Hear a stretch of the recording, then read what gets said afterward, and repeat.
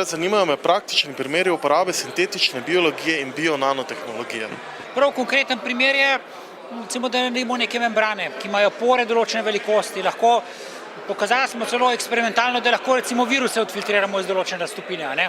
Naslednja stopnja bo pa to, da bomo na tiste pore vstavili določene aminokisline, ki bojo katalizirale neko reakcijo. Recimo danes potreba za take permeabilne membrane je, razsoljevanje vode recimo, ali pa, mogoče odstranjevanje določenih strupov iz mogoče umetna dializa, ali pa recimo dostava zdravil sem omenjal, recimo, da lahko zapakiramo zdravilo v neko ovojnico, recimo, da je to neko biološko zdravilo protein, ki ga lahko encimi v želodcu razgradijo, če so zaščiteni s tako kletko, bojo ostali zaprti, ampak potem, ko pridejo recimo v črevesje, se ta kletka odpre, se učinkovina sprosti in deluje. Torej, možnosti, sem prepričan, da jih ta trenutek ne vem našteti po ogromno, ampak neskončno možnosti je.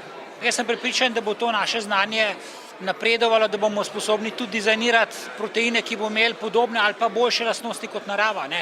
In zato jaz mislim, da je dobro, da jemljemo zglede iz narave. Recimo svila iz pajkov je recimo en tak zelo znan primer. Tega danes ne znamo pridobivati, zato ker pajki se ne pustijo gojiti kot sviloprejke. Ima pa svila iz pajkov veliko dobrih lastnosti, ampak lahko jih pa prepravljamo v bakterijah.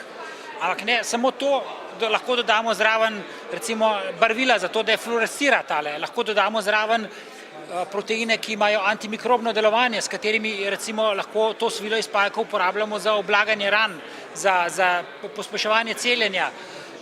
Skratka, lahko dodamo dodatno vrednost, naredimo materiale, ki jih ni v naravi. In tukaj jaz mislim, da je največja prednost te tehnologije.